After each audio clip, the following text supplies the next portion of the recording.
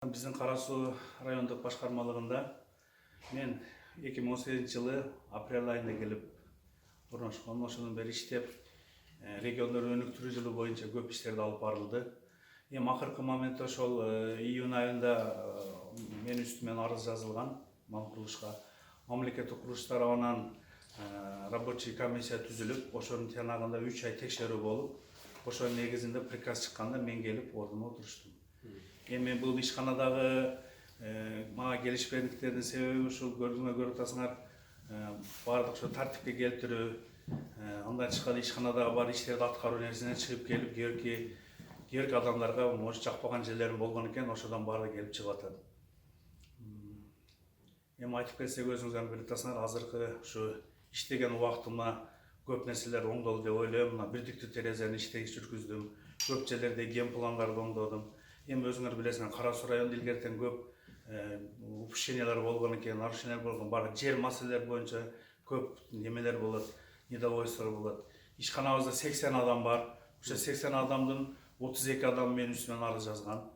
Ошолордун негизинде анан кароо болуп туруп, мен вынужденный отстранение болуп, убактылуу ошо 3 айдан кийин азыр приказ менен келгенмин. Эми азыр данный момент коллектив менен сүйлөшүү болуп атат.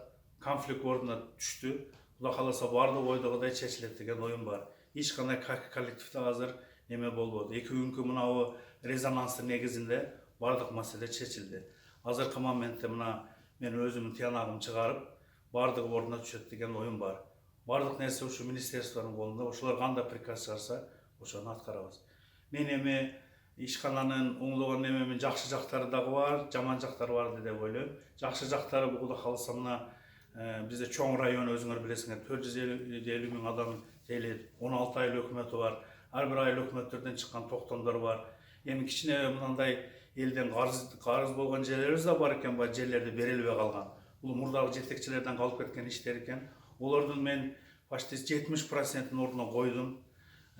Баардык единое окно деген биздин бирдиктүү терезе деген принцип ишке жүрдү. Кагаздын обороттору жакшытары жүрүп атат. План ордунда толуп атат. Ушунун баардыгы келди. Но азыркы резонанс болгон нерсени мен чечтим коллектив менен. Кудай кааласа бул жерде жакшы спокойно иш болот. Эми ушундай неме болуп калды, эгерде коллектив менен иштеше албайбы деген ой болуп атат. Менин өзүмдүн фактым бар. Бул баардык нерсе текшерүү чечилген эле, текшерүүнүн жыйынтыгы менен коллектив өзүнчө наразы болуп атат. Ол экинчи текшерүүнү тиешелүү адистер текшерген, Костройдон келген 12 адам текшерген.